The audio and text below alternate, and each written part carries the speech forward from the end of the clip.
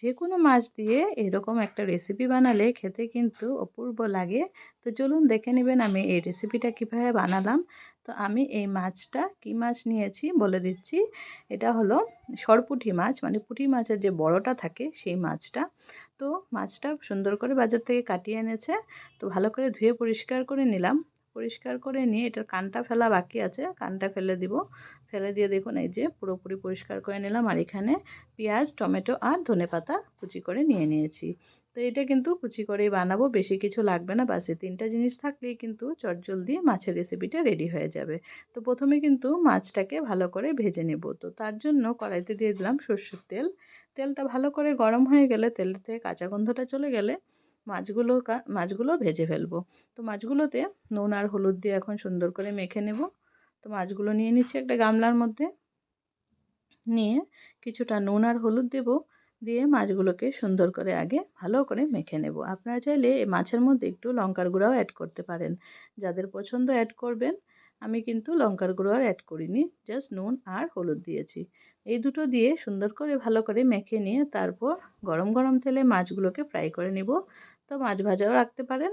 আমি কিন্তু এই চচ্চড়িটাই বানিয়েছিলাম, বেশ কিন্তু মজার হয়েছিল। তো এইভাবে একবার আপনারা বানিয়ে দেখবেন। তো দেখুন মাছগুলোকে আমি সুন্দর করে হলুদ নুন মেখে নিয়েছি। এবার কড়াইয়ের মধ্যে দিয়ে দিচ্ছি একটা একটা করে, সুন্দর করে ভেজে নেব। তো সবগুলো মাছ আমি ভালো মতো ভেজে নিচ্ছি। তো দিয়ে দিচ্ছি মাছগুলোকে।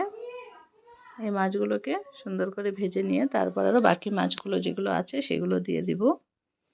বন্ধুরা, মাছ যতক্ষণ ভাজা হচ্ছে আপনারা বলেন আমাকে আপনারা কোথার থেকে আমার ভিডিও দেখছেন। আর যারা যারা আমার ভিডিও দেখেন সবসময় তাদেরকে অনেক অনেক ধন্যবাদ।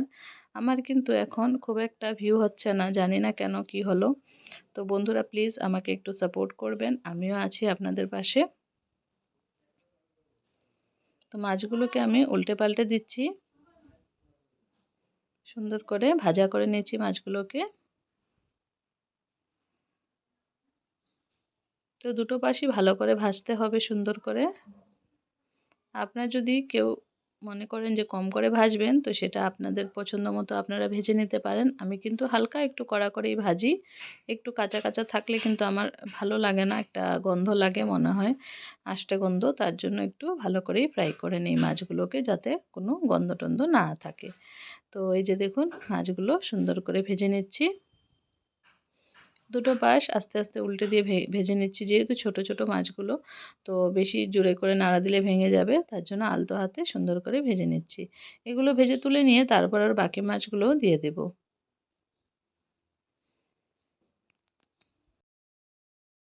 তো এই মাছগুলো ভাজা হয়ে গেছে, দেখুন নামিয়ে নিয়েছি। আরও যতটুকু মাছ বাকি আছে, মানে যতটুকু, সেই মাছগুলো ফ্রাই করে নেব। তো দিয়ে দিলাম লেজ আর মাথা যেগুলো ছিল সেগুলো দিয়ে দিচ্ছি। বাকি মাছগুলো ফ্রাই করা হয়ে গেছে। তো এইগুলো ফ্রাই হয়ে গেলে আমার মাছ ভাজা হয়ে যাবে। তারপর আমি তরকারিটা প্রিপেয়ার করব, কিভাবে বানাবো সব কিছুই দেখাবো। আপনারা প্লিজ সবাই ফুল ভিডিওটা দেখবেন, কেউ স্কিপ করবেন না। তো মাছগুলো উল্টে দিচ্ছি, খুব একটা সময় লাগবে না, চটজলদি ভাজা হয়ে যায়। তো দুটো পাশই উল্টে পাল্টে সুন্দর করে ভেজে নিচ্ছি। এই যে দেখুন, তো মাছগুলো কিন্তু সুন্দর করে লাল লাল করে ভাজা হয়ে গেছে। এবার এই মাছগুলোও তুলে রেখে দেব। আর এদিকে কড়াইতে দিয়ে দিচ্ছি কুচি করে রাখা পেঁয়াজটা। পেঁয়াজটা কিছু সময় কষাবো। তো সবগুলো পেঁয়াজ দিয়ে দিলাম। পেঁয়াজটা একটু ভাজা হওয়ার পর তারপর টমেটোটা অ্যাড করব আমি। তো পেঁয়াজটা কিছু সময় নাড়াচাড়া করে নেব, যেহেতু থালে রেখেছি তার জন্য উঠিয়ে একটু দিতে টাইম লাগছে। তো সবগুলো পেঁয়াজ দিয়ে দিলাম, দিয়ে একটু নাড়াচাড়া করে নিচ্ছি। নুন হলুদ দিয়ে দেব, দিয়ে পেঁয়াজটাকে আগে কিছু সময় ফ্রাই করে নেব। পেঁয়াজটা হালকা একটু সফট হয়ে যাবে, তারপর দিয়ে দিব টমেটো কুচিটা। তো টমেটোটা এইভাবে আপনারা পাতলা পাতলা করে কুচি করে দিবেন। এটা কিন্তু একটা অন্যরকম টেস্ট হয়, বেটে দিলে একরকম হয়, আবার কুচি করে করলে কিন্তু আরেক রকম টেস্ট হয়। তো নুন দিয়ে দিলাম, তারপর একটু হলুদ দিয়ে দেব। নুন হলুদ দিয়ে পেঁয়াজটাকে সুন্দর করে ফ্রাই করে নেব। নুন হলুদ দিয়ে পেঁয়াজটাকে ভেজে নিচ্ছি। ভালো করে নাড়াচাড়া করে নিচ্ছি যাতে হলুদ আর নুনটা ভালো করে পেঁয়াজের মধ্যে লেগে যায়। এটা কিন্তু খুবই সিম্পল একটা রেসিপি, বেশি কিছু কিন্তু জিনিস লাগে না, যে কেউ বানাতে পারবেন। দেখুন পেঁয়াজটা অনেকটা মজে এসছে, তারপর আমি টমেটোগুলো দিয়ে দিচ্ছি। পেঁয়াজটা এরকম হালকা মজে যাওয়ার পর টমেটোটা দিলে কী হয়, পেঁয়াজটা ভালো করে কুক হয়, না হলে পেঁয়াজটা একটা কাঁচা কাঁচা থেকে যায়। তার জন্য পেঁয়াজটা আগে সুন্দর করে ভেজে নিচ্ছি। আপনাদের যদি মনে হয় যে একসাথে দিলে ভালো হবে, একসাথে দিয়েও ভাজতে পারেন। আমি যেভাবে বানাচ্ছি সেটাই আমি আপনাদের সাথে শেয়ার করছি। তো টমেটোর উপরে কিন্তু হালকা একটু নুন দিয়ে দিলাম যাতে টমেটোটা একদম সফট হয়ে যায়।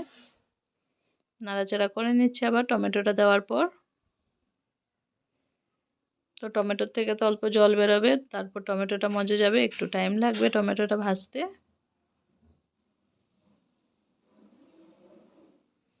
আপনারা যদি এতক্ষণ ধরে আমার ভিডিওটা দেখছেন তাহলে প্লিজ একটা লাইক করে দিবেন আর কমেন্ট করবেন, শেয়ার করবেন। দেখুন নাড়াচাড়া করতে করতে কিন্তু সুন্দরভাবে টমেটোটা ভালো করে মিশে যাচ্ছে। কিছু সময় এভাবেই রেখে দেব, তারপর আবার একটু পর নাড়াচাড়া করব। এই 3টে উপকরণ থাকলেই কিন্তু এই রেসিপিটা রেডি হয়ে যাবে। দেখুন টমেটোটা ফ্রাই হয়ে গেছে, তারপর আমি এখানে লঙ্কার গুঁড়ো দিয়ে দিচ্ছি।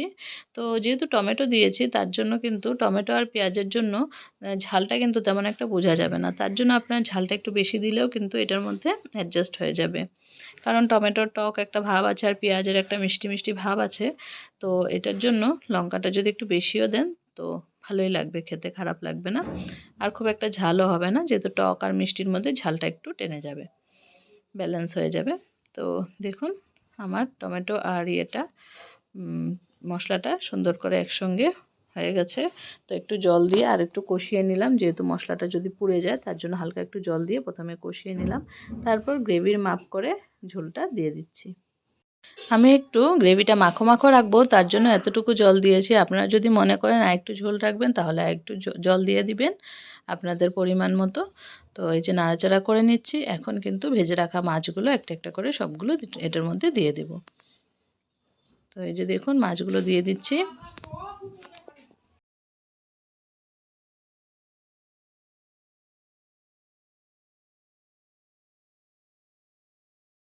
সব মাছগুলো সুন্দর করে সাজিয়ে দিয়ে দিচ্ছি, তারপর আলতো হাতে নাড়িয়ে দেব, না হলে কিন্তু মাছগুলো ভেঙে যেতে পারে। তার জন্য একদম হালকা করে নাড়াচাড়াটা করে দেব। তো প্রথমে সব মাছগুলো দিয়ে নিলাম, দিয়ে দেখুন এখন একদম হালকা হালকাভাবে নাড়াচাড়া করে নেব। যেহেতু টমেটো দিয়েছি এই তরকারিটা কিন্তু একটু টকটক ঝাল ঝাল হবে, খুব ভালো লাগে। আর গরমের মধ্যে কিন্তু এরকম টকটক তরকারি বানালে বেশ ভালো লাগে খেতে। তো বন্ধুরা আমার পাশে একটু আওয়াজ হচ্ছে আর বাড়িতে একটু কাজও চলছে, তার জন্য আওয়াজ আসতে পারে, প্লিজ আপনারা একটু মানিয়ে নেবেন। দেখুন সুন্দর করে নাড়াচাড়া করে একদম গ্রেভির মধ্যে মাছগুলোকে সুন্দর করে ডুবিয়ে দিলাম।